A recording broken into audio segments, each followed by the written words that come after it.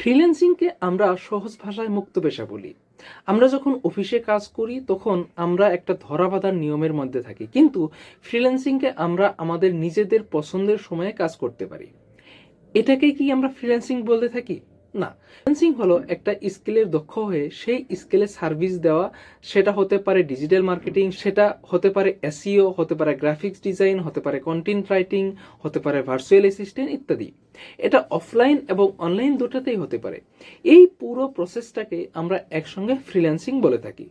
এই বিশাল ফ্রিল্যান্সিং সেক্টরে লাখ লাখ মানুষ কাজ করছে এবং অনেক মানুষ আছে যারা ফ্রিল্যান্সিং এজেন্সি তৈরি করে কাজ করতেছে।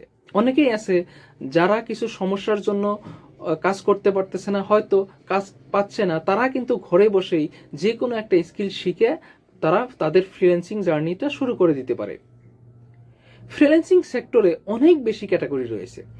আপনারা যদি আপওয়ার্ক অথবা ফাইবারে যান তাহলে আপনারা দেখতে পারবেন প্রত্যেকটা ক্যাটাগরির ভিতর 200-রও বেশি সাব ক্যাটাগরি রয়েছে। তার মানে আপনি যে কোনো স্কিল শিখেই কিন্তু শুরু করে দিতে পারেন আপনার ফ্রিল্যান্সিং জার্নি।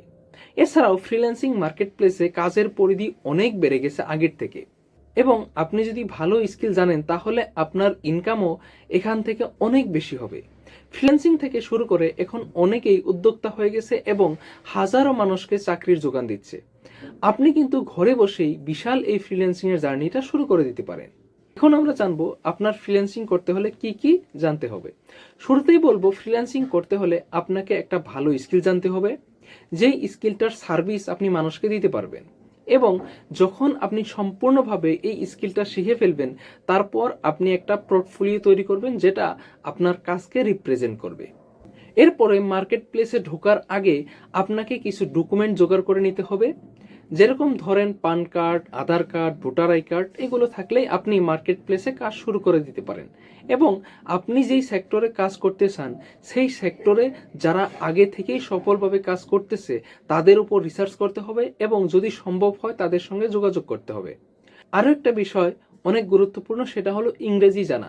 বেশিরভাগ মার্কেট প্লেসেই ইংরেজিটা সবসময় প্রয়োজন হয়।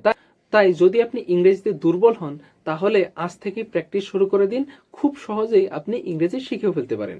এবং যেই স্কিলটা আমরা শিখব সেই স্কিলটা যাতে আমরা খুব যত্ন সহকারে সময় নিয়ে খুব ভালোভাবে গভীরভাবে শিখতে পারি, যাতে করে আপনি যখন মার্কেট প্লেসে যাবেন যাতে ফুল কনফিডেন্সে আপনি কাজ করতে পারেন। আমরা আমাদের এই কোর্সের ধাপে ধাপে এই স্কিল সম্পর্কে বিস্তারিত আরও জানব। আজকে এই পর্যন্তই। Thank you.